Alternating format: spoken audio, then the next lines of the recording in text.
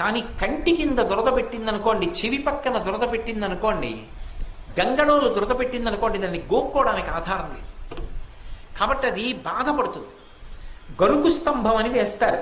ఆ గరుకు స్తంభం వేస్తే అది ఏం చేస్తుందంటే కంటి కింద దురద పెడితే కంటిని ఇలా పెట్టి ఎంతవరకు గోక్కోవాలో అంతవరకే గోక్కుంటుంది. గంగడోలు దురద పెడితే గంగడోలు దానికేసి రుద్దుతుంది. అలా ఆవు కానీ గరుకు స్తంభాన్ని రుద్దినప్పుడు కొన్ని వెంట్రుకలు రాలి కింద పడిపోతాయి. పితృదేవతలు ఎదురు చూస్తుంటారట, నా వంశంలో ఎవడైనా గరుకు స్తంభం వేసేవాడు ఉన్నాడా. అలా వెంట్రుకలు కానీ కింద పడ్డాయా, ఉత్తర క్షణంలో ఆ గరుకు స్తంభం వేసినటువంటి వాడి యొక్క 7 తరాల వాళ్ళని నరకలోకంలోంచి స్వర్గానికి ఉత్తీర్ణులు చేస్తారు. నేను చెప్పట్లేదు, వేదం చెప్తాను.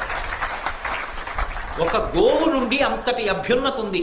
అందుకే గోశాలలో గరుకు స్తంభాలు వేయడానికి మేము